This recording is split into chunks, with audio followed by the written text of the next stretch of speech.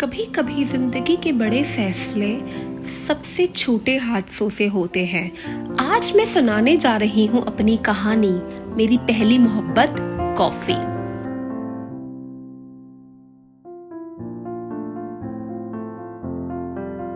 कहानी शुरू होती है अक्टूबर 2022।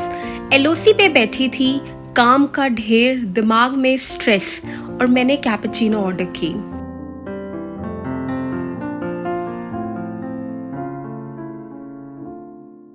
गलती से बिना शक्कर के पी।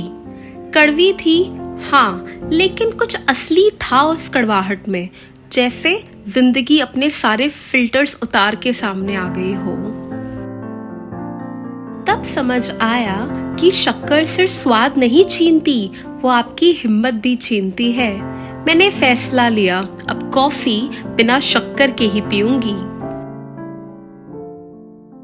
जब मेरी पीएचडी का सफर मुश्किल हो गया, जब मैं टूटने लगी, तब कॉफी ने मुझे थामा।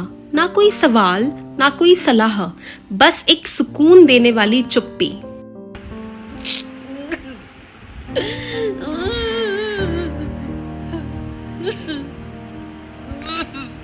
और जब भी टूटने लगती हूँ, उसकी याद और एक कप कॉफी, दोनों ही मुझे संभाल लेते हैं। अब कॉफी सिर्फ एक ड्रिंक नहीं, ये मेरी थेरेपी बन चुकी है, मेरी ग्राउंडिंग है और मेरी हर नई कहानी की पहली लाइन है। कोई भी मौसम हो, गर्मी, ठंड या बारिश, तूने संभाला मुझे।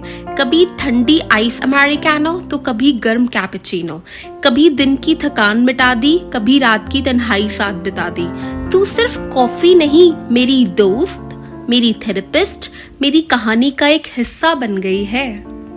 और अब जब मैं कैफे जाती हूँ, बरिस्ता बिना बोले ही समझ जाता है कि मैं क्या पीऊंगी, जैसे कॉफी और मैं एक दूसरे को पढ़ लेते हैं। बस एकदम बढ़िया, बिल्कुल एक आइस अमेरिकानो, एक्स्ट्रा आइस। ठीक है, ओके, थैंक यू। एक छोटी सी कविता भी लिखी है, आप सबको सुनाना चाहूंगी।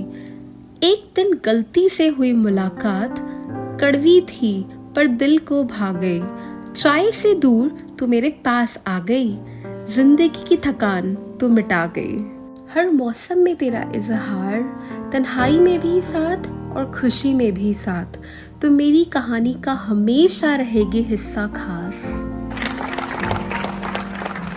और आज मैं अपने सपने, अपनी डिग्री और एक कप कॉफी के साथ जिंदगी का नया चैप्टर लिख रही हूँ।